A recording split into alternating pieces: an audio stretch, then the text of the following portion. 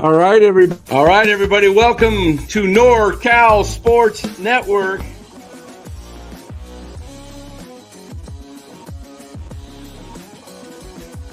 And this is the same hat that Brock Purdy's dad wears. Chat loves it when Marty Lurie comes on. Anytime you lose a game this time of year, when you can't go backwards, it's a problem. All right. Little happy music here. Breaking news.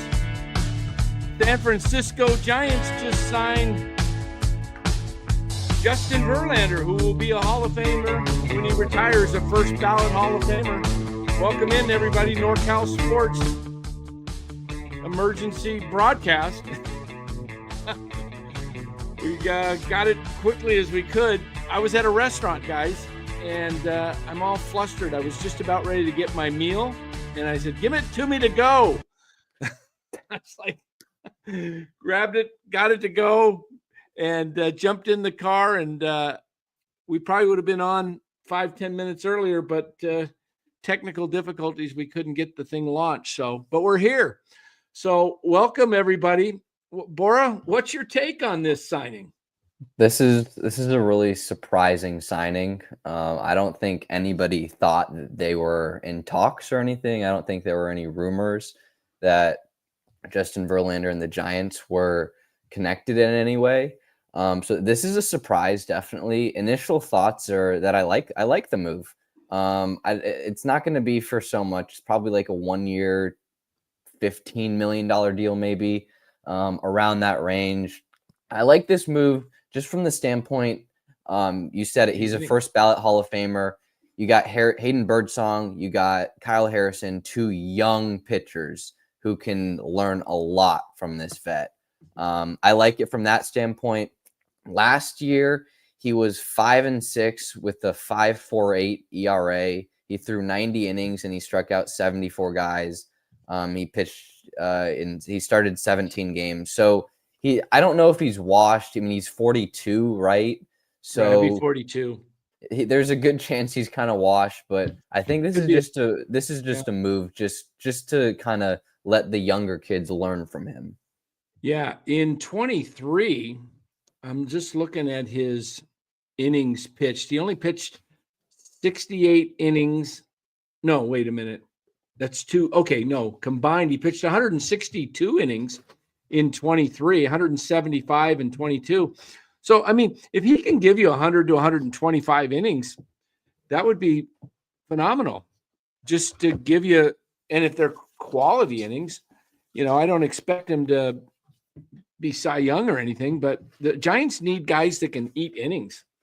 And like you said, Bora, they need some guys that will actually be able to help the younger kids. So let's talk about the Giants rotation now. So you got Webb. Webb's your one. Is Verlander your two, maybe? Let's just say Verlander's your two. No, I think Ray's your two. Let's say Webb's your one, Ray's your two. Let's say Verlander's your three. Let's just say that. Then you got Kyle Harrison as your four, probably, and then Hayden Birdsong maybe as your five, and then Jordan Hicks maybe as your six. I don't know what this move does. This move mean that Jordan Hicks is going to go to the bullpen? I sure hope so. I sure hope so too, because last year Jordan Hicks started off really strong against the Padres. I remember he was hitting 99. He was up there. He looked great. And then slowly, as he started to throw more innings and more innings, the innings he pitched per game went down, and the quality of innings went down. And eventually, he was moved to the bullpen. I guess that was their plan last year. I don't know what their plan is with him this year, but and Dan, I know you know this. We would love for him to be in the bullpen, because if you can have a bullpen at your back end of the bullpen of Doval, Jordan Hicks, and Ryan Walker, I mean that's an elite back end of the bullpen. I'm not going to say World Series, but that could be a playoff caliber bullpen if everything goes right. You're muted. Deals confirmed. TN 1 year, $15 million. Not bad. I would have. I'm glad it's not more than 15. I was thinking 12 to 15. Sorry, guys. I'm starving. It's 5:30 here. I'm going to eat my dinner here. This is a little bit crazy here. So I'll let you eat, and then we'll bring in Los. Los, I got a Taco Tuesday right here. As you should. What are your initial thoughts, Los? Absolute humor. Giants should be getting younger, not older. When I first heard Verlander and you mentioned it, I thought they hired him as a pitching coach. They're actually hiring him as a pitcher. That's comical to me. But, whatever. Do we know the terms on how much they gave him? Without even knowing, I'm going to guess between $15 and $20 million. 1 year, $15 million. How much? 15. I was right. Mm-hmm. I mean, I'm just the only thing I think it's probably not going to be that great because Steve Carlton, Randy Johnson, all their end of the career came to the Giants, right? And Verlander, he's probably washed, but the only thing I like about the move is it's a 1 year deal and they need an arm. They don't have enough pitching. And it sounds like they're out on Flaherty. They're not even going to that means, I would have liked to seen a 3 year deal. I would have taken a flyer on Flaherty, but when they didn't go after, they're not going long term. So this tells me they're going to rely on their younger pitchers to develop, and Verlander's kind of a backup as to help the rotation if guys are, getting rocked, the younger guys. I mean, he probably will get rocked too, but Verlander, he might be able to give you 4 to 5 innings a start that's quality if he can. I don't think he's going to give you that much more, but maybe he can teach some of these younger guys some work ethic and some ways to actually pitch. And, the Giants really haven't had any of that on their bench. I mean, you got Logan Webb, who's a crafty veteran now, but still, Webb's still young considerably when you consider, Verlander could be a couple of these guys, Birdsong and Harris, almost like their father. I mean, he's 20 years older than these guys. I was going to say his value may be from a teaching point of view. If he can teach a Birdsong or if he can teach one of the younger guys, how to grip a curveball a little bit tighter, how to throw a changeup a little bit better, how to locate what's in his head, how to, pitch to major league hitters over 20 years. That may be worth some value.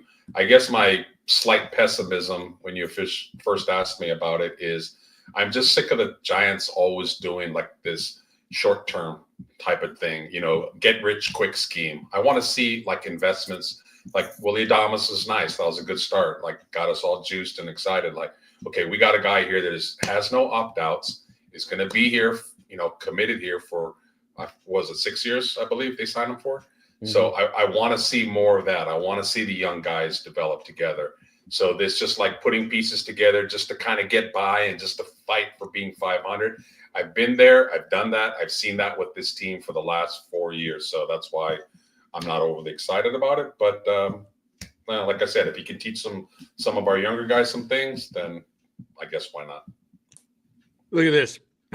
Sasaki just saw this. I said, this is true. This one is true. They need hitting.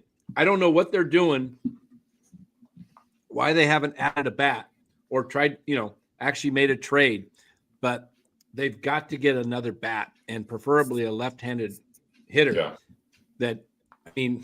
This lineup is absolutely not going to scare anyone.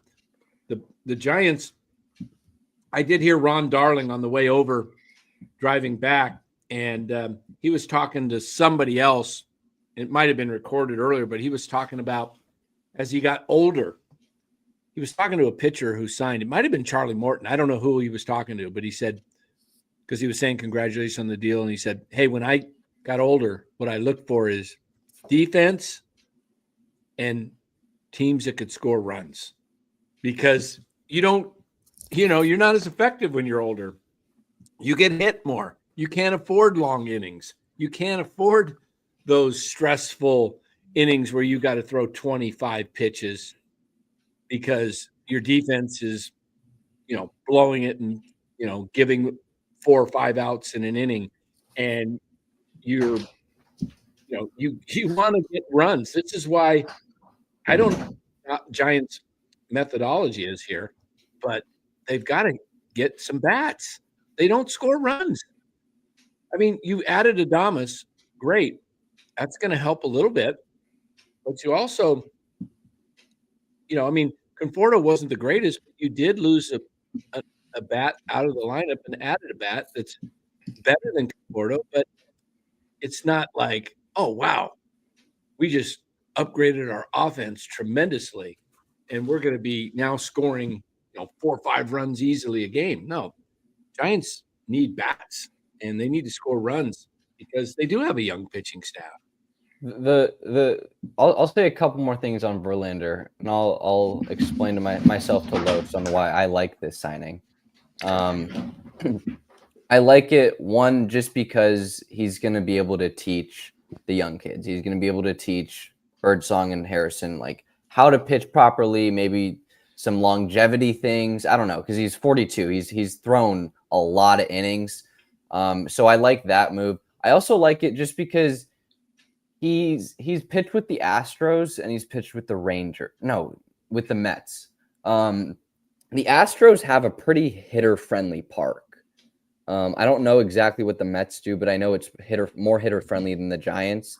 I like this move because he's not going to be as effective as he was in his prime, but he's pitching at Oracle Park, and Oracle Park's one of the best pitcher parks to pitch in. I'm seeing some comments that he was injured last year. Maybe that contributed to why he didn't have a great season last year. Maybe it's just old age, and he's getting more injured. But I also potentially could like this move, and I really doubt this. There's a slight chance that I'm thinking this might happen, but we know Sasaki wants to pitch in a 6-man rotation. The Dodgers right now are equipped to sign Sasaki and just put him in and have a 6-man rotation. Right now, the Giants, we have Webb, you have Ray, you have Verlander now, you have Kyle Harrison, and you have Hayden Birdsong. Potentially Jordan Hicks. I don't know what they're going to do with Jordan Hicks, but those are 5 guys. Maybe Sasaki sees that and is like, okay, now you guys have 5 guys, and now I can be this 6th guy. That can help everybody. That would give everybody an extra day rest. That would help Verlander because he's 42. It would help everybody now. And I don't think it's very unlikely that it's going to happen, but I think there's a small chance that the Giants might be thinking this way and are thinking, what's our best chance to get Sasaki? We need a 6-man rotation. That's one of the ways that's a good point, Bora. It's the only way they have a shot at Sasaki is a 6-man rotation because that's what they're going to need. And, you think about it, if they were able to land Sasaki, which again, if you watch our videos, we think it's a 20% chance.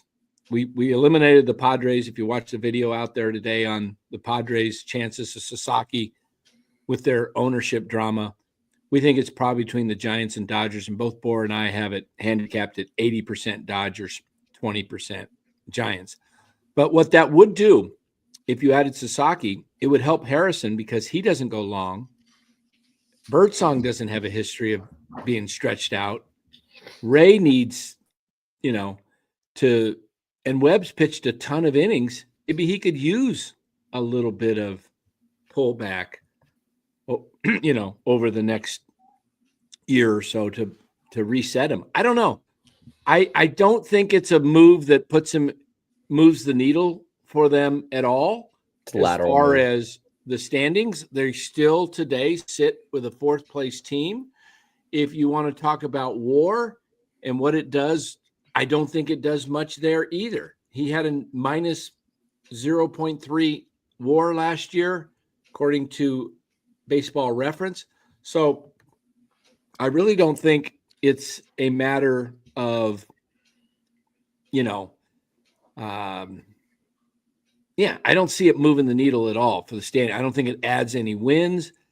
It could be, though, a stepping stone to Sasaki, which would make the move worthwhile. And the only other thing it does, as we mentioned, helps some of the younger guys, and maybe it gives you enough innings to get you through the season. Because we all saw last year the Giants had 7 starters or so, and they needed more. They all ended up with 2 or 3 again. And the Dodgers only ended up with 3 last year, and they had 6 or 7 starters to start the season. So you need depth, but they need a bat in the worst way. They have, and if you're going to track Sasaki, somebody said it, maybe it was Will Martinez, you got to get a bat. I don't know what they're wasting time around, but there's only 3 bat. Let me ask you guys this: Alonso, Bregman, Santander. And I don't put Profar in that category. Those are the top 3: Alonso, Bregman, Santander, whatever order you want to put them in. Which guy would make the most sense if you were going to try to get anybody with the Giants? And I also agree with Senior, before you guys comment. I've said it before on here. I think they should have chosen the right lane, moved over to the right and rebuilt, because my fear is what Los, I can read Los, is, it's a 1-year deal, Mark, 1 year, $15 million. My fear is that they do this mid stuff again, and with the mid, they just stagnate the growth and the rebuild. They've never done a rebuild since, probably the only rebuild they ever did was 2005 through like 8, 9, in that era, and that brought them 3 world championships. So I don't know why you wouldn't go, hey, what about if we just rinse and repeat that instead of doing this? It's been since 2010. They're trying to replicate 2010 with old parts. Yeah, 2010 was done with drafting well, and all of it, a core unit of those drafts. Not this way. So before I answer your player's question, I'll just say, and that's why I love my young Jedi Bora, because he can go opposite of what you say in a respectful way and bring up some really strong facts and details and make you think, that was a pretty good point. Don't necessarily agree with it altogether, but it is a very, very, very good point.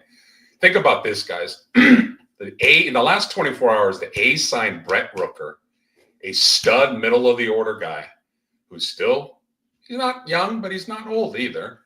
5 years, $60 million. They got him for $12 million a year, long term. And the Giants get a 42-year-old pitcher, 1 year, for $3 million more. That says a lot right there. But my answer to your question would be Santander, because he can play 2 positions, first and outfield, and he's a switch hitter. I like that. I'm gonna say Pete Alonso, just because I feel like the Giants need a power bat in the lineup. They just need a guy who can hit bombs. And I know Santander hit a lot of home runs last year. I don't know the exact number, but he is a switch hitter. 44. He's a lefty too. I know that Orioles Park favors lefties more than righties. Oracle Park does not favor lefties over righties. Oracle favors righties over lefties. So I don't know how well he would do. I like Alonso a little better, just because I think he's done it a little longer and more consistently.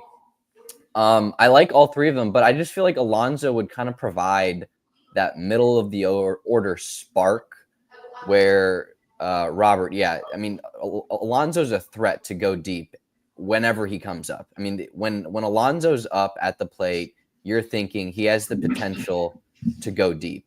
And I think the Giants need that. That could be Bryce Eldridge, but I don't know if Bryce Eldridge is going to be up early in the season. He might come up later in the season, and I don't know if he's going to be productive right away. But Pete Alonso could be that middle of the order bat who can just provide you with that power threat. And the Giants haven't had that in a long time. They haven't had a 30 home run season since Barry Bonds, I think. That's correct. That's sickening. It is. And they need a guy. they need a guy who can just get up to the plate and instill fear in the opposing team. If they sign Alonso, you're going to lose your $20 bet because Eldridge will not be on the roster. Oh, he's going to lose that bet anyway. There's no way. There's no way. So I'm going for Santander so you can win the bet. I want the young guy to win the bet. Dan, answer your own question. What do you think? My own question, I think Alonso would be the right fit for this team, or Santander.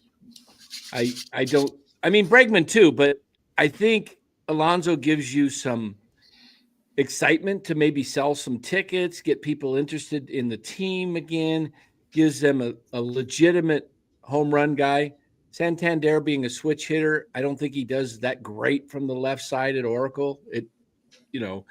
He's going to lose out on home runs there, but plus, Alonso, he's done pretty well. He's hit home runs at a clip of just over 10.7 at bats in his career at Oracle.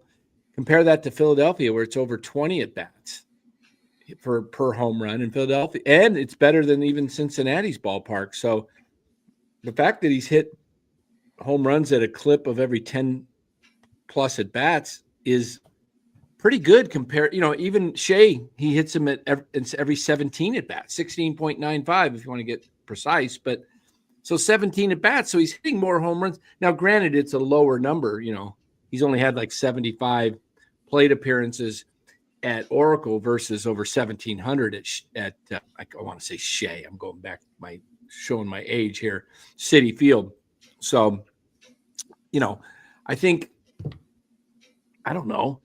They got to do something. One of the guys has got to come, or you got to make a trade for somebody at that level. Otherwise, you're not going to get Sasaki. You don't even have a shot at Sasaki if you don't sign somebody before Sasaki's eligible to sign. You got to give him a reason to think you're ready to compete.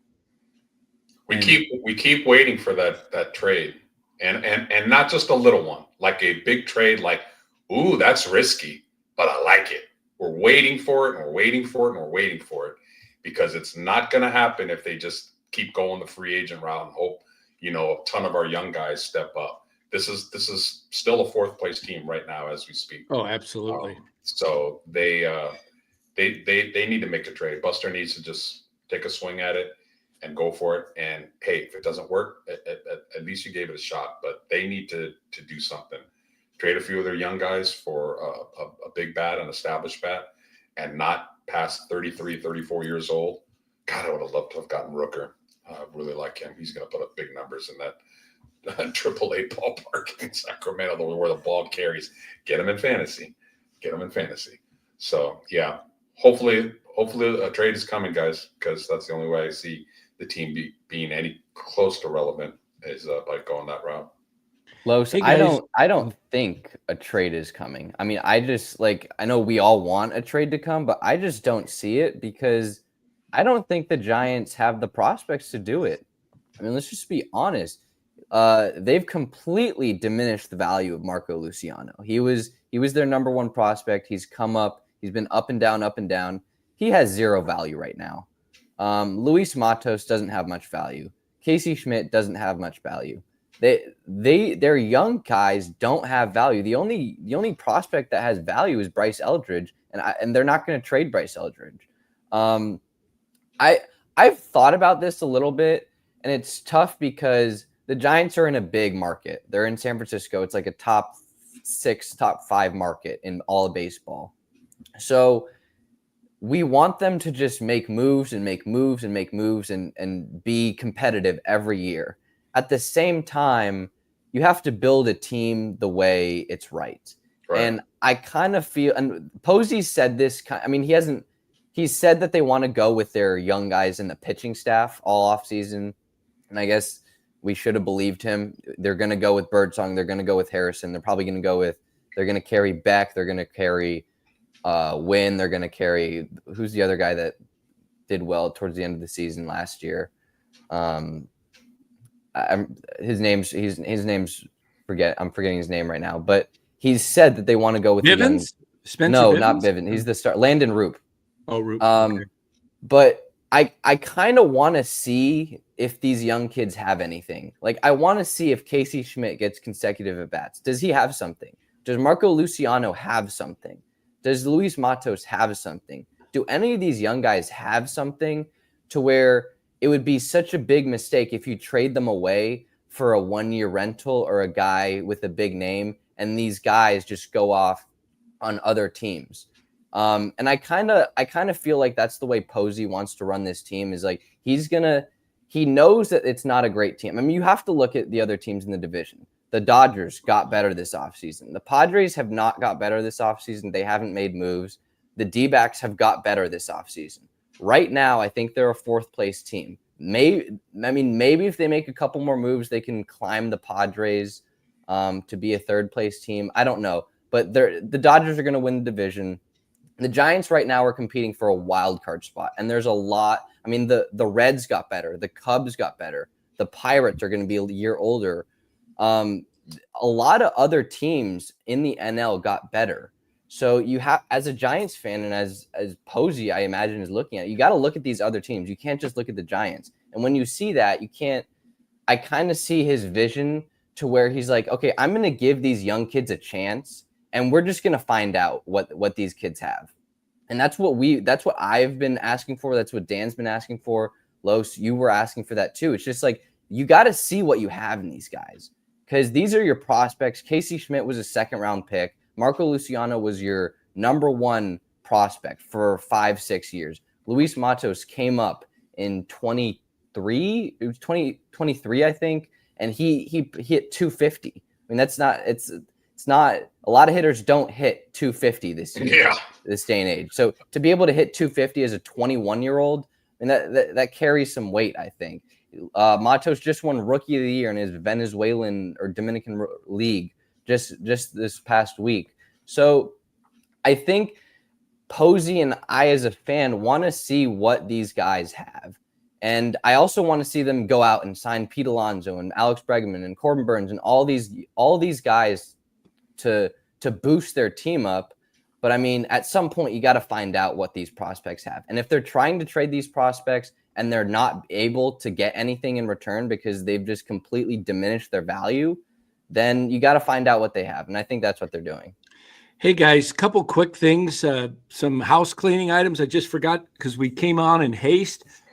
Let me thank our sponsor of the channel, Chapman Law Group. If you have any legal matters, give them a call, 415-613-9483. They're in Marin, and let them know that NorCal Sports Network sent you. Also, just this afternoon, we have secured a new sponsor, and I have a little bit of a read here. We don't have their logo set up yet because we didn't have time we just got it done a couple of hours ago. But this is our new sponsor, Better. Okay. So Better, you can give sports fans, are you ready to take your passion for the game to the next level? Introducing Better Picks, the ultimate way to play fantasy sports and win big. With Better Picks, you can unleash your skills by picking more or less for your favorite players' stats. And guess what? You could win up to 2,000 times your entry. That's right. Just imagine turning a small play into a huge payday. Better makes it easy, exciting, and rewarding to participate. It's available in 32 states and counting, including California, covering a wide range of sports like the NFL, NBA, Major League Baseball, and more. Whether you're a diehard sports fan or just getting started, Better has something for everyone. And here's the best part. When you sign up using our promo code NCSN, you'll get a first entry match up to $250, win or lose, plus a free pick to get you started. So if you put in $100, they'll match you up to $100. You put in up to $250, they'll match you $250. You put in $10, that's the minimum to start your account. they'll match you with $10. So don't miss out on this amazing opportunity to elevate your game. Click this link. I'm putting a link right now in the chat. That will give you the link directly to the discount with the NCSN, or click on the link or download the app and join the action today. Make sure to enter our promo code NCSN and during the registration to claim your bonus up to $250. It's time to play, predict, and win only with better picks. All right, guys, that is hot off the press. Literally, we just closed that deal a couple of hours ago, so we don't have the logo. But well, congrats on the sponsor, and it's an appropriate sponsor because the Niners, Giants, and Warriors all need to be better. Good line, Los. Leave it to Los. So, guys, can you get that? Go over to Better, download the app on your phone or whatever, and either click the link that I put in the chat or just put in the code NCSN. That'll give you up to $250 match the one time. So, and then we have a chat right here. We've got, and Chapman Law assist in family squabbles in terms of contested ownership, like the Padres. Yes. Have Chapman Law Group represent the Seidler family that's happening. And then Max Milano became a YouTube member. Thank you, Max Milano. If I pronounce that right, Maxi Milano. Love it. Thank you very much. All right, guys, back to what you guys were talking about. The Giants here with Verlander. Does this mean they're done with the pitching staff if they don't get Sasaki? Is this the last move? Is this the final move they enter, or do they go after another old timer and go after Max Scherzer? Do they? Why not? I'm serious. If Sasaki chooses the Dodgers as we expect, do they add somebody else, or do they just say we're good? I don't know. Is MLB having a new senior circuit that maybe the Giants can apply to? I don't know. Geez, maybe I can get out there and throw. But no, a little bit to Bora's point about the whole youth move and everything. I mean, we've talked about it for a couple of years now, and Posey can say and at a conference and convince us all he wants that the Giants are going in that direction. But saying and doing are two different things. Again, I've mentioned this before. Posey said that, and then 2 weeks later, maybe even less than that, he signed Chapman, which is not a youth movement, which is signing an older guy and keeping him here for 6 years. So there's a little bit of conflict about what you say you want to do and what you preach you want to do and what you're actually doing. And I think that's a quick way to kind of rub the fan base off a little bit. Yeah, I agree. Hey, I am going to hop out for a few minutes. I will be back. There's another super chat.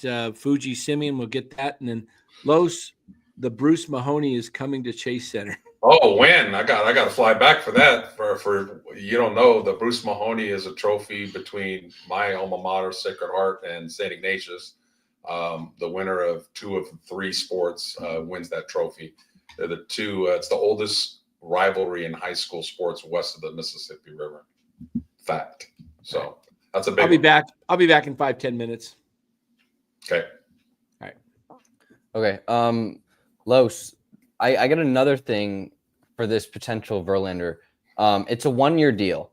So there's a potential that the Giants, like we've been saying, are a 4th place team. If at the trade deadline, the Giants haven't done anything and are kind of in that stuck in mud area, and there's not a lot of optimism or not a lot of hope, they could potentially trade Verlander for a prospect or two. I mean, if there's a possibility that he just has a career resurgence from last year. He was injured. So again, I don't know if that means that he's just getting old and these injuries are more likely to happen, or that he was just injured and he wasn't healthy and he's going to bounce back and pitch well again this year. but there's a possibility that he pitches well, that the Giants aren't doing well. They're in fourth place. They're under 500, and they just decide to sell. They sell off Mike Yastrzemski. They sell off Justin Verlander. They sell off all these veterans, and they get a haul of these young guys. And that's a potential opportunity to just replenish the farm system, because I think it was Bleacher Report a couple weeks ago, they ranked the Giants as the number 30th farm system in all of baseball. I don't know how accurate that is really, because I don't think Bleacher Report does a great job with their baseball farm system rankings, but it's a farm system rankings. And a lot of people, I mean, this farm system isn't good, and a lot of people don't like the Giants farm system as a top 25 farm system. So you got to find some way to replenish it. You're going to have to hit on your draft picks, but that takes a while. I mean, you can't just completely replenish the farm system with one draft. You're going to have to make some trades. You're going to have to trade off some of these older veterans. I mean, I don't think they're going for it. I really don't. I think they're being honest with themselves, and they realize that this isn't a great team. It's a good team. It's a potentially up and coming team. I really like the Willy Adames signing, because you got your shortstop of the future now. You lock down your shortstop. Shortstop is arguably the most important position on a baseball diamond. It's the captain of the defense. It controls so much, and they just haven't had that solid shortstop position locked down. I mean, last year it was Nick Ahmed, then it was Marco Luciano and Tyler Fitzgerald. They had 3 shortstops last year. Now they're going to have 1 shortstop for 6 years, and it's a pretty good shortstop. So I love that move. And I know a lot of people are mad at Buster Posey that he's like kind of asleep at the wheel and he's not doing anything. But I mean, if he's just looking at himself and he's self-reflecting and he's like, all right, this isn't a great team. I'm not going to just completely sign everybody and just go over the CBT and everything just to finish in 3rd place. Maybe you got to be honest with yourself. And sometimes you just got to take a year or 2 to rebuild. Dan said this before. It's kind of like a silent rebuild.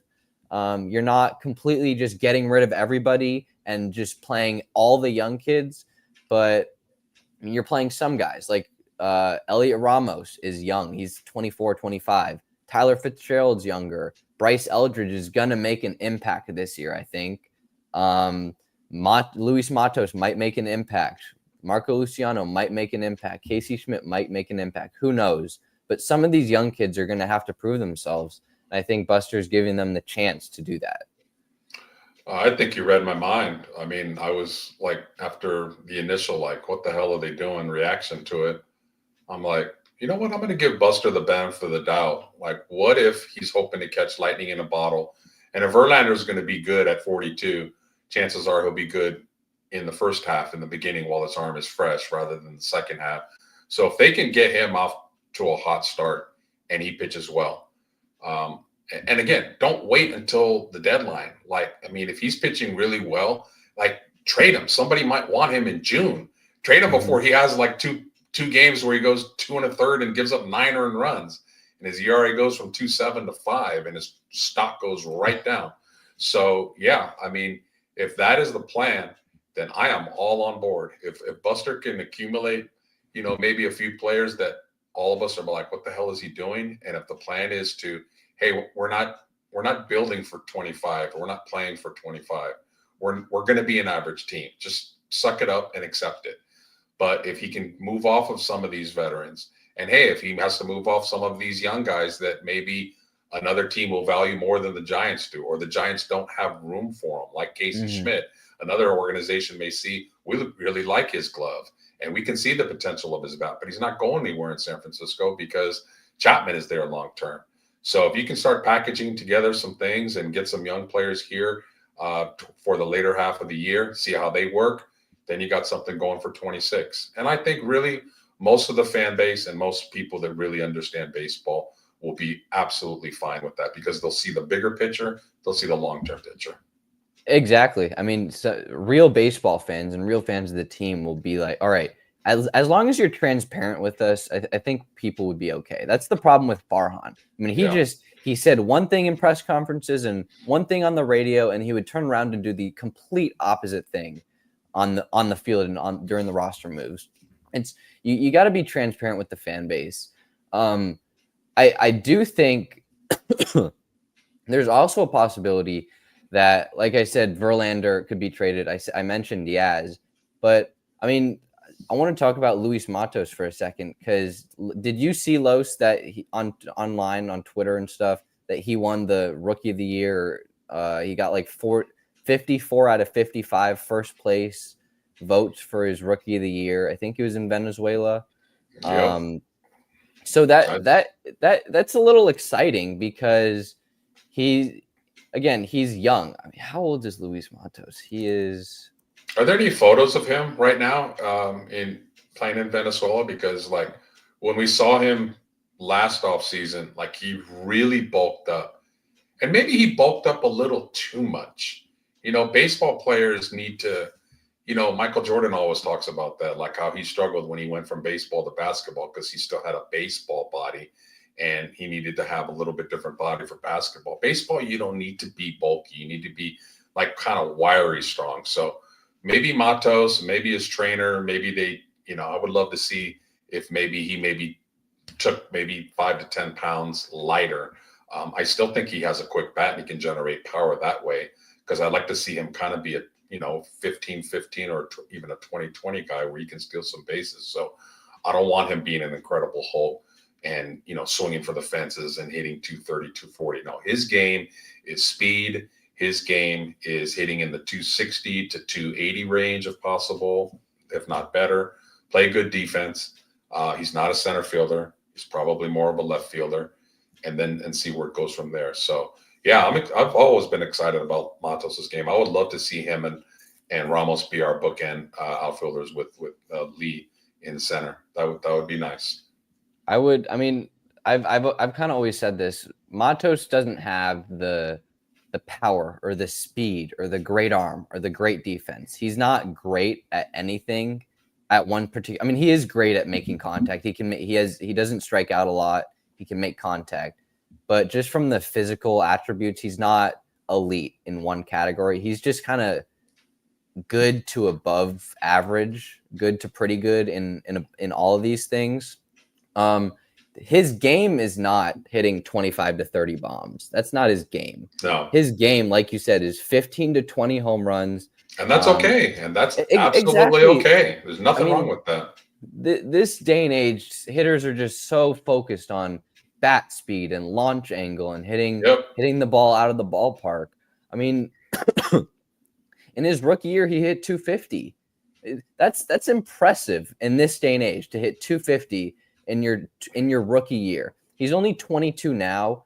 I feel like last year when he came up, he had that incredible week. He won Player of the Week. In the NL, and then he went on a little slump and he was demoted and everything.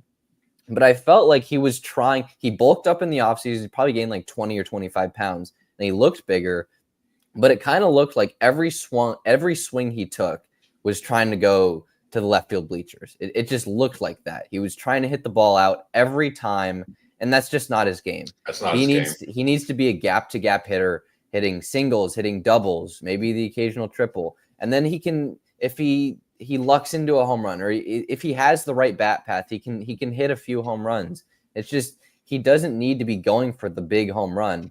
That's just not his game. And if he can just play to his game, what I wanted to talk about with Mike Yastrzemski is Mike Yastrzemski could be a potential trade candidate. He signed a 1-year deal. He's 33, 34. I think he's going to turn 35 in August.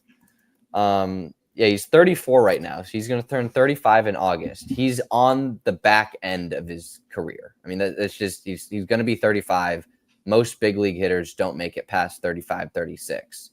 So he's going to be declining pretty soon.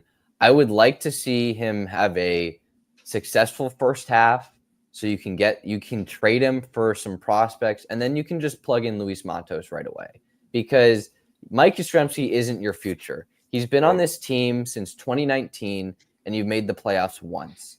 I know there are a lot of Mike Yastrzemski defenders, and he's like, oh, he's so good. He's not bad, but he's not great. I mean, he's a little bit above average. He's a decent hitter. He's a good defender.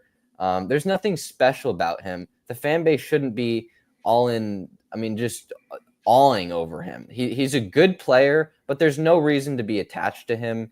Luis Matos has potential to be one of your future pieces. He's only 22. Mike Yastrzemski is not your future. He's just not. Luis Matos could be your future. Those people that back Yastrzemski also back Jake Brendel.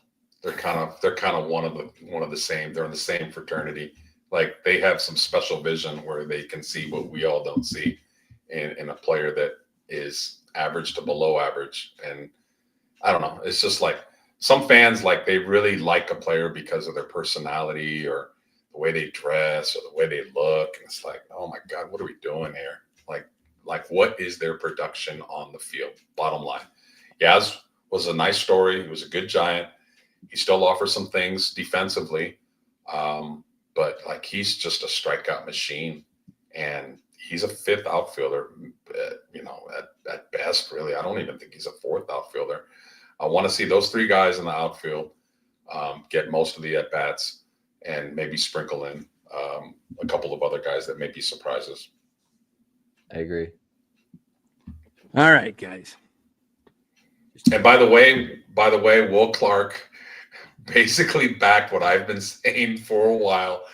He basically had a big FU to 230 to 240 hitters.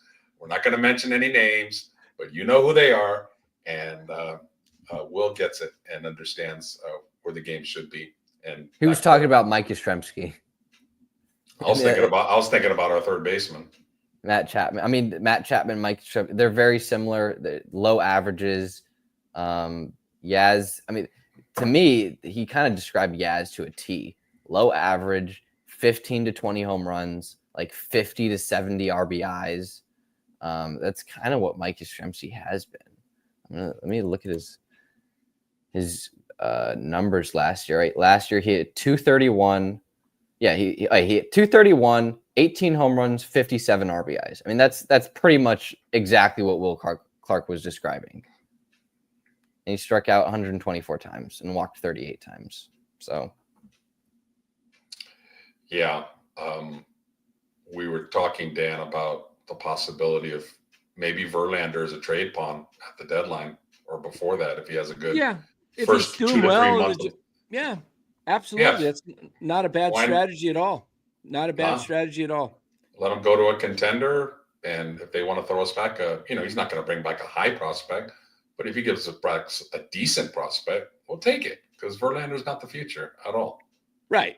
So, guys, it's the move, as you see down below, as we're talking. Justin Verlander signs a 1-year, $15 million deal with the San Francisco Giants. Again, this gives them just a little bit more pitching depth. You now have, most likely, if you go with the 5-man rotation, it's Webb, Ray, Verlander, Harrison, and then Birdsong. That's a righty, lefty, right. So I like to mix the lefties up. I wouldn't even mind if they found another lefty, but if you get Sasaki, again, guys, we're talking Sasaki as a long shot. Okay, we all think he's destined to be a LA Dodger. We don't think the Giants will be able to get him, but you've got to go out and do your due diligence. The other thing about this Sasaki thing, guys, is January 15th is the first day you can sign international players. The Giants are linked to 3 of the top 30 international players, including the number 1 prospect prior to Sasaki getting into this international pool. The Giants just better not wait on Sasaki to sign these 3 youngsters. Okay. You only have so much pool money. The Giants have about $5 million. Now you can trade for up to, I believe, 50% of your pool money. So they can add another $2.5 million by making trades. And I think you can only make up to $250,000 per trade. So they would have to trade 10 teams that aren't using their international pool to get 250. But if you think you got a shot at Sasaki, don't pass on De Jesus Gonzalez, the shortstop who's been compared to Francisco Lindor, a switch hitting 17-year-old. He's got power, speed, quick bat, great reflexes. Sign this kid on the 15th, the day you can sign him. You wait till the 21st because, Sasaki, he might come and we don't want to give up. We want to offer him, $4 to $5 million of our pool money. We won't have enough to sign this young phenom who he's supposed to be, and then these other two kids. And then the Giants wait, and some other team like the Pirates come in and go, you know what? You waiting on those guys. You're not their priority. You're not their priority. Why don't you come sign with us, and we'll give you even a little bit more than what the Giants were going to give you. Boom. De Jesus is a shortstop, Danny? Yeah, he's a switch-hitting shortstop. De Jesus Gonzalez. Joshua De Jesus Gonzalez. He is before Sasaki entered the pool, the number one ranked prospect in all of the international players. Yeah, let's get him. And if he's ready by 3 years, Willie Adames might need to go to third base or might need to DH or something. Yeah, I'm all second for base. I'm all for young talent. I'm all for young talent. So they've got 3 guys that are linked in the top 30. Sign them all. Sign all of them. And if you got to pass on, you can't wait on Sasaki to say on the 21st when he probably decides, because he's got to sign before the 23rd because that's when his deadline is. You wait on him, and then all of a sudden he chooses the Dodgers and you come up with empty-handed. That would be just like the Giants, wouldn't it? Yeah. And if they're not going to be signing free agents that are going to make any kind of a difference, this year, let's get some of these international signings that are. Look what George is saying. The Giants are going to sign the 3 top 30 international players on the 15th. Best believe. The Dodgers already said they are trying to get the 25 kids to wait till 26. Yeah, that really is BS. That sucks. These kids have waited. Man, if I'm the Giants and I like those kids that are linked to the Dodgers, I make some trades and get that money up. I grab myself an extra $2 million and I go pull those guys. Say, hey, you don't have to wait. Come play in San Francisco. Because I'm telling you, the international prospects these guys are playing ball from the time they're 7, 8 years old, and they're out there every day. It's not like these guys are playing ball in the Dominican and Venezuela like seasonal, and then they're playing basketball, and football. They are playing baseball all the time. And that's why they make it to the big leagues much earlier. You see guys like Ellie De La Cruz, and you see Acuna, and you see these kids that are 19, 20 years old, Juan Soto, that come up because these guys have been playing. The Giants got to change this culture like ASAP. They got to stand up to the bully and the Dodgers and kind of let them know, hey, it's not your entitlement to win this division every year, even though they have. We're going to do something about it. You like this player? Screw you. We're going to take him from you. And you like this guy over here? Screw you again. We're going to take that from you. The Giants have been so passive in the last 4 years, just quite frankly, being the Dodgers' bitch. And they need to do something about it, now, and make a statement, Buster, and just show the Dodgers, hey, we might not make a run at you this year, but we're coming. We're coming. Keep an eye on your rearview mirror, and that will go a long way. Even if they get 2 out of the 3, that would be good. But all 3, that'd be a nice statement right there. Absolutely. What's your thoughts on that, Bora? You think they should just go? They got to sign them, right, on the 15th? Sign these kids. They've been linked to them for over a year.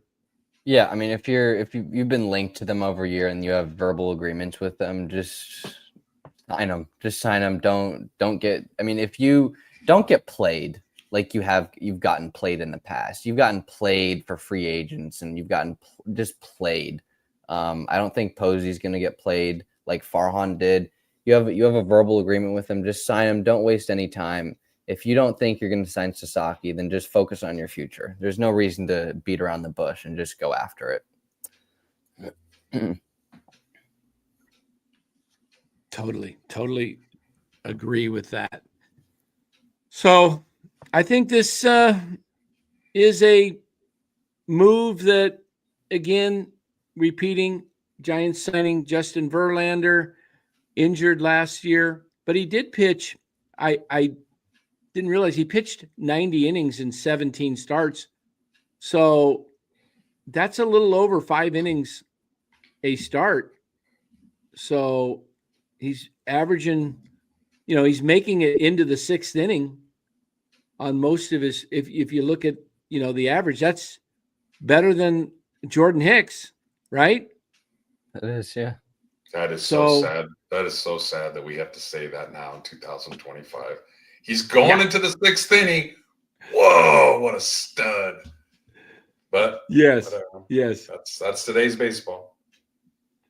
So, guys, let's see if we can get to some of the comments in here. Giants have enough money to give Sasaki if he wanted to come. No need to blow the international class for Sasaki. Giants have enough money to give Sasaki if he wanted to. I'm not sure what that means. Is that a oxymoron? Am I reading that wrong? The Giants have enough money to give Sasaki if he wanted to come. No need to blow the international class for Sasaki. He's saying to spend the money on Sasaki instead of I don't think but I thought he just said they're going to sign him on the 15th. How do you read that, Bora? The Giants have enough money to give Sasaki if he wanted to come. No need to blow the internet. Yeah, I kind of think like he's saying, I agree with Los. Kind of like if you can sign Sasaki, sign Sasaki. Don't worry about the rest of the guys. Yeah, right. But it depends on how much they're going to give of their $5 million, because Gonzalez is probably getting closer to $3 million bonus, I would think. Yeah. Mm-hmm. And then you got 2 other guys that are probably going to get $500,000. You're probably only going to have about $1 million left. So I think what you got to do is make some trades. What is this? What do we got here? Is this another one here? Bruce Mahoney is on January. Los Kruger face. Is this a new one, or did we do this one? No, that just popped up. Yeah, it's a new one. Yeah. Oh yeah, we'll have a face-off for sure. Yeah, let's get that. Let's get it right here on NorCal Sports and the Krug Show, and we'll have a live face-off. See, I want to see dollar bills flying. Yeah, of course. I played ball in high school. I got trophies back there to actually prove it. I didn't just go to the school. I actually played. So you can go there. Shots fired. Love you there. Shots fired. Oh gosh. Yeah. Yeah, that's going to be good. That's next week. Trophies. So this is a what is it? This is this like this is football or basketball next week? The Bruce Mahoney. Well, the Bruce Mahoney Trophy was named. Both are Hall of Famers. One for Sacred Heart, one for St. Ignatius. And it's the best. It's whichever school wins 2 out of 3 or 3 out of 3 baseball, basketball, football. Oh, so it's not a game. Well, yeah, it is a game. It's a basketball. It's probably going to be a basketball game at Oracle. Lou says it's at Chase Center this year. Yeah. What's he talking? Yeah, it'll be Sacred Heart versus SI in boys basketball at Chase Center. Okay, so they play basketball. And who won the football game this year? This past St. Ignatius. And I was a baseball basketball guy. Yeah, I'm Sacred Heart. We smoked SI when I played. Yeah, I lost to SI once in freshman year. I beat them. JV, varsity, smoked them. Loved it. But that was back then. Right now, SI is probably a little bit better. They're probably the favorites. Did Luke Marston go to SI too? Because he's got to go Cats up there. He did, yeah. Oh man, so you would be with Larry. Boo. Should we bring in Lou for his quick comment and then end the show? Should we? Bring in Lou. Hold on, Lou. I'm gonna send you the link, and then we'll get Lou's take, and then we'll get out of here. Let me. Or you gotta go. You good? I'm good for 5 more minutes. Okay, So let me pull up the link. Lou, get ready to come on in. I'm going to send you the link here in like 30 seconds. It should be in your inbox. Okay. Let's see. Boy, this takes a long time. Boop, copy, paste. Okay, Lou, come on in. I just sent it to you. Fuji Simeon. Okay, so I'm not from the city, so I don't know how this works. I was just Clayton Valley against Concord High, and Clayton Valley against Mount Diablo, and Clayton Valley when we played Pittsburgh and Antioch. Man, that was always a tough game when we played Pittsburgh in basketball. What's your real name, Fuji? Simeon 13? I'd love to know because you know your city. Yeah. So the three private Catholic schools of San Francisco is St. Ignatius, Sacred Heart, and Reardon. Those are the three. And they were in the WCL with Mitty, St. Francis, Sarah. I mean, I was 1 year behind Barry Bonds. I was on JVs when Barry was on. Isn't Sarah in San Mateo? Yeah. They're in San Mateo. Okay, so these aren't all in the city of San Francisco. No, just the three San Francisco schools are Reardon, Sacred Heart, and St. Ignatius.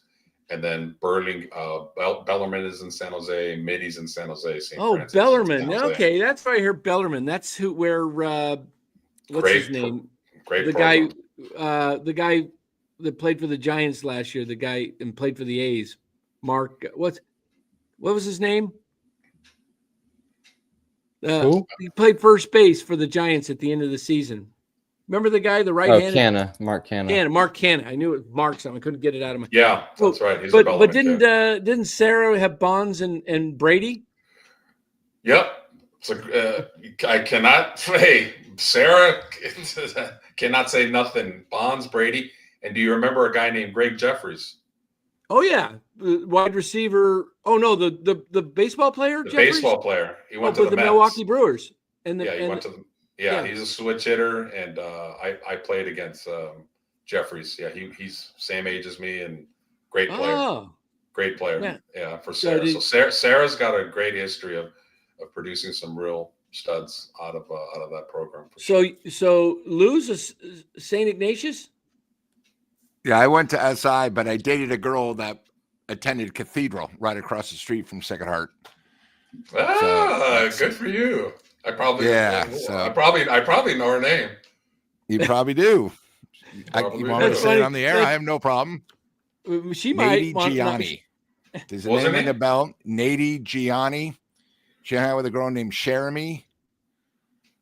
No, that doesn't ring a bell. Nady Gianni was what was great about Nady was I met her my freshman summer, beginning of sophomore year, but her dad worked for Bechtel, so she was actually 2 years older. She was Japanese and Italian, so I had the very exquisite look. She was top heavy. It felt good.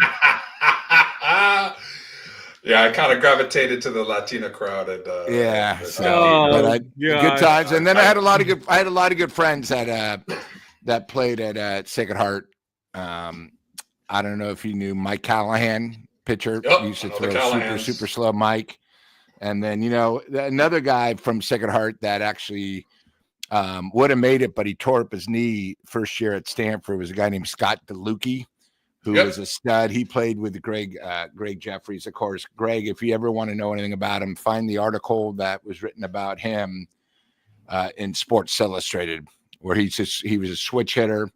He used to take 1,000 swings with an aluminum bat in a pool, right-handed and left-handed. And he torched me a few times when I pitched at SI or during the summer league. He played for the Millbrae All-Stars.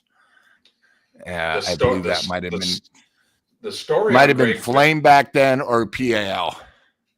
This is good San Francisco history right here. The story on Greg Jeffries is that his dad would tape a letter, either A, B, or C, on a baseball. And his dad pitched at one point, I guess, in his career. So when he threw batting practice, Greg, his son, recognized the pitch by the letter. It's a 3, then it's a curveball. Yeah. Right. Do you know what letter? a letter or a number, and Yeah. that was how he got pitch recognition so fast. From what I heard, he actually got the idea because that's what Jerry Kendall did at Arizona, which he gave to Mike. I forgot his name at Arizona. So when I went to U of A, the girls softball team was almost as good as the hoop team. And what they did for practice, they would throw a softball 120 miles an hour, and they would color one side of the softball. And if it was orange, that meant it was a riser. If it was red, that meant it went low. And if it was blue, that'd be a curveball. And he heard about it. And then what they did for Greg is I heard it was just numbered like a 3, which meant a curveball. But he had such a good eye. As soon as the release and such a quick swing, he would go, all right, it's 3, it's curveball, and he'd be ready for it. I mean, he was, I mean, I know Bonds, because of the name and everything, was a great high school player, but Scott, boy, from probably 7th grade, I mean, beside Millbrae Pancake House, it was all about, Greg Jeffries. And if you remember, he got drafted out of high school. He played for the New York Mets, I think 3 weeks, and then the Mets had an injury, and he played for them in the playoffs. He was that good. Jeffries was a just cocky. So you know. Jeffries, all right, very cocky. Dude. I'm going to give you guys a little. No, but hey, can I just tell you what I thought about Justin Verlander? I got something where it said an agreement. I think the problem is you got to remember he didn't play in 2021. He was injured. I don't know if it was Tommy John or something, but he didn't play. 2022 came back, had a great year. The Mets signed him, I think, 2 years, like $68 million.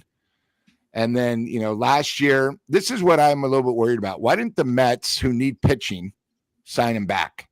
Right? He basically signed for $15 million. His ERA last year, I think, was what, 5.48, which, in the American League, it's a lot different than the National League. But 4.78. 4 point. Okay, I thought it was 5. Sorry, I can't remember everything. But I thought the biggest part of this is it's just another safe move. We're still in the rest area. And before I forget, Dan, I loved what you your show last night. The problem with having somebody so wise, he could talk for 4 hours and never gets boring. Ned is almost too good to have on your show. It makes all 3 of us look horrible. But I just want to bring that up. But the one good thing is hopefully we'll be able to see his handle. Like Top Heavy. Maybe we'll see. Speaking of Top Heavy, maybe we'll see the great Katie Upton. Justin's wife. Maybe at the game. Speaking of Top Heavy, she's gorgeous. So. And you got good seats down there, Lou. You might run into her. Yeah. But I think it's just. I'm not a big fan just because of his age, and it sort of sounds like a desperate move. I would rather they get a bat. And the other thing is, if they signed Justin for 1 year, why didn't we get the old guy from Atlanta, who Morton? I thought had a good year last year? Yeah, Morton. Charlie Morton. Morton signed. Charlie Morton, I thought would have been a better signing. But it's 1 year, $15 million. I think they like the idea of Verlander having a little bit of name recognition. The name, yeah. Selling tickets again. No, but I love Bora's train of thought, and I agree completely. If he has a good run, and the Giants are not going anywhere, then Buster hopefully is going to be smarter than Farhan and get rid of somebody that somebody else wants and get something back for it. So I'm all for that. The Giants are sitting at 219 now. They only have basically 22 million before they go over the threshold of the CBT. So. To me, if you're going to try and sign a player of the stature of an Alonso or a Santander, you're going to have to make a trade, and that's to move the $9 million. You need that extra $9 million. So we'll see. Maybe that's why I would have never signed him in the first place, because you didn't need him, and you ended up putting yourself in a position where you kind of handcuffed yourself, because now you're forced to trade him. And what happens if nobody wants him? For what you're trying to do. So we'll see. But I got a question for both of you guys, you city dwellers, you San Francisco guys. I want to put you up against Oakland. All right. And I want you to tell me who's got the better. Well, this isn't San Francisco, it's Sierra, but Brady, Bonds, and Jeffries. No, I got a better one than Jeffries. Lynn Swan. Lynn Swan. Oh, Lynn went to Sarah? Yeah, he went to Sarah at the same time that Dan Pastorini was quarterback at Bellarmine, at the same time that Dan Fouts went to SI. All the same. And then there was some guy named Simpson a year before at Galileo. But Lynn Swan might have been the greatest athlete to ever come out of the Bay Area. Galileo, home of O.J. Simpson. Yeah. So here you go. You've got the three greats from all Hall of Famers except Bonds, but should be. We know he's Hall of Famer. Mm-hmm. Bonds, Brady, probably, maybe. I think I'm leaning towards Sarah here, but I was going to give you McClymonds High School in Oakland. Frank Robinson, Bill Russell, and Kurt Flood. It's not even close. I think it's not really that close, no. But Robinson and I think McClymonds is definitely there. Also, a school that we don't talk about for hoops, Bishop O'Dowd was a powerhouse. Oh, yeah. When we were in high school. Bishop O'Dowd was a powerhouse, coached by Phelps. We had Steve Phelps at our place, but his brother coached there. He was my coach in Rick Barry's camp, I think. Rick Barry's camp. And then also St. Joseph's of Alameda had Jason Kidd as well. Jason Kidd. Yeah. I'm trying to think who else. The OAL was awesome. The Oakland Athletic League was incredible. Oakland was very well represented. Gary Payton went to Skyline High School, I believe, in Oakland. The East Bay was very well represented. Yeah, and I think in the last 10 years, tell you the truth, the one that's had the most athletes is probably Reardon or Sarah. Both their footballs have sort of been dominating. Sarah, my God, they were dominating. Them and Bellarmine have been dominating for a while. Bellarmine was more well known for lacrosse. I'm trying to think just athletes that come out of there. And I don't really know anyone that came out of like Valley Christian. Mitty had Aaron Gordon, the Gordon boys, and Mitty's women's basketball high school, I think, is like 205. They're like the number one women's program, but I don't know if they had anybody that now is in Dan's favorite league, the WNBA. Good Lord, did I love taking the bus ride down to San Jose to see play Mitty and St. Francis, because they had the best looking women by far. Yeah, St. Francis, man. God, they had some studs. I don't know if they ever made it to the next level. When you went to an all-boys school, man, and you went to co-ed schools, you're like, screw the game, man. Open the bus door. Jesus, look at this walking in the parking lot. Dan, when Sacred Heart would have dances, they'd have girls from Cathedral and probably 5 other high schools of all girls that would be at their dances. And then SI would have like 6 schools of just I never boys. understood how that worked, man. Like De La Salle, where I was, I didn't go to De La Salle, but that was in Concord, and they had Crondelet right next door. Mm-hmm. And it's like, are they still separating them, or do they? No. But the SI let women in, I believe, was it 92 or 97? So the way Sacred Heart is, it's still all boys, but literally across the street, they have. Did you guys Sacred graduate 86, 87? I got out in 85. 85. Okay, I was 80. Yeah. 1980, yeah. Sacred Heart went officially co-ed, I think, in 87 or 88. But even when I was there, the upperclassmen, juniors and seniors, had classes with Cathedral. Bamboo says he could see the Giants trading for Trout. You think that could happen? You got the brothers of both teams that could make the deal. Do you think that? I mean, the Angels would have to pay a truckload of the salary. Yeah, how many more? I think he has 4 years, $36 million each year. You trade for Trout, and what's he going to DH? Are you going to put Lee on the bench? I mean, Trout's a better player. You can move Lee to right. Trout. Well, actually, I think DH would be the best place for Trout. Keep him healthy. The guy gets too hurt. Bougie says, "Preach, Los. Reardon was still all boys, probably. All boy. Yeah, all boy when I was there. Rope Reardon? What? Ropeden? When Went reopened, cloned went reopened. cloned only a Okay. few years. Oh, went co-ed probably a few years ago. Okay. And here's something ironic. A guy who was a year behind me, he was a pretty good baller. His name was Mike Reardon, is now the principal of Reardon. So Reardon's high school principal is named Mike Reardon. I Oh, think wow. I think Joe Shasky over at 95.7 has a job with Reardon too. He keeps wearing Reardon hats, so I think he's in some kind of coaching Interesting. capacity. Yeah, over there, so- Reardon's probably famous basketball player. They had a guy named Terry Crawford and then Kevin Rustani.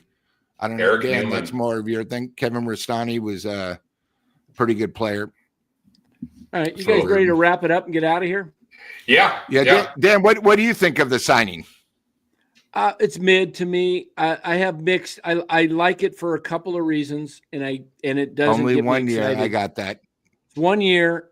He can teach some of these younger pitchers maybe how to pitch a little bit, and the idea is they need more arms. They had to get more arms, and Yeah, no, I agree. But isn't his ERA at Oracle like 600 since he pitched in the World Series and got sloshed? I think the Giants should sign Pablo now too. Yeah, there you go. All right, I just thought I'd ask. Well, at least it's something to talk about. Breaking news. That's always exciting. I just didn't know who it was. I thought maybe it was Tommy Max. Troy. You mean the guy that went to Stanford? Los Gatos has the most athletic players. I don't know about that, Cole. They were more famous for their coach. Remember, their coach was sort of famous. He was a paraplegic. Los Gatos. They made a movie about him. Very successful. I mean, we're talking this back in the early '80s. Oh, we're talking wow. almost 40 years ago. Oh, look at George, this.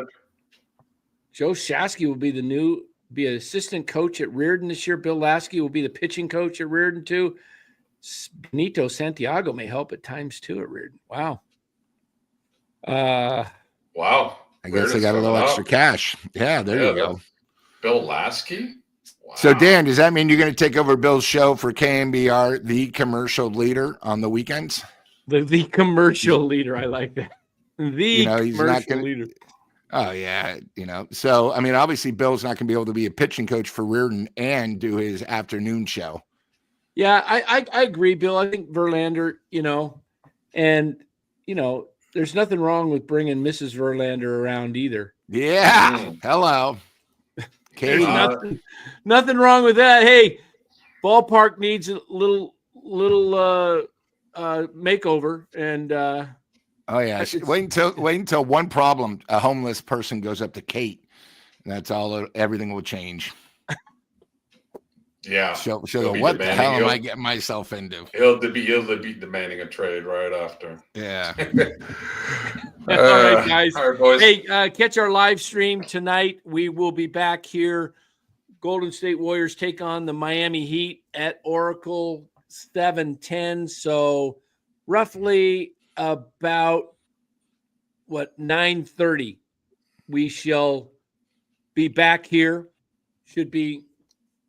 Lou, you'll be joining us, right? Oh yeah, should be right, a nice. You're game. welcome too if you're available. It's open house season at NorCal Sports Network. Hey guys, and then go ahead, Dan. No, I was just going to tell Ben Bamboo, you're 2 blocks away from Reardon, so you're next to probably one of the oldest establishments in San Francisco, Beep's Burgers. Fantastic. It's about 4 blocks up from the McDonald's. Right there, spectacular. Beep's Burgers. There you go. I was old school burger in San Francisco. It was Clown Alley and Clown Alley was the best. And Doggy Diner out by the zoo. Hey, one more time, guys. Better BETR. We are now in a affiliate with them. They are a partner of NorCal Sports Network. BETR. Go to BETR and you can unleash your skills by picking more or less for your favorite player's stats. And guess what? You can win up to 2,000 times your entry. That's right. Just imagine turning a small play into a huge payday. Better makes it easy, exciting, and rewarding to participate. It's available in 32 states, including California, and growing covers all the major sports. But the best part is this, guys. When you sign up using our promo code NCSN, you'll get a first entry match up to $250. So you put $250 in your account, you got $250 extra to bet on, or not bet on, but to use. Okay. So you got $250 in your account with BETR. It's not a betting site. Okay. But win or lose a free pick to get you started. Don't miss out on this amazing opportunity to elevate your game. Click the link in the description earlier. We can, it'll take you right to the NorCal Sports Network. If you don't get the link, don't forget to put in the code NCSN because they'll match up the $250. One time though, guys, takes $10 to start an account. But if you put in 25, they'll give you 25 extra. You put in 100, you get 100. You know the drill. So if you want to take advantage of that extra 250, it's one time. You got to put in that code. Make sure you do put in the code NCSN. That's kind of how they recognize that you came from NorCal Sports, and that's how we get paid. So put in NCSN. Beautiful. Appreciate it, guys. And hopefully everybody will go over to Betor and have some fun. It's a great thing. We'll be sharing some of our picks here on our lives, so you can follow along with our picks, pick your own, whatever. But we're going to do some picks as a group. Perfect timing. You got the college football playoffs and you got the NFL playoffs. Perfect timing. That's right. Absolutely, guys. BETR. Download the app, put in the code NCSN. All right, guys, thanks for watching. We will see you tonight at about 9:30, Golden State Warriors postgame. Till then, have a great evening.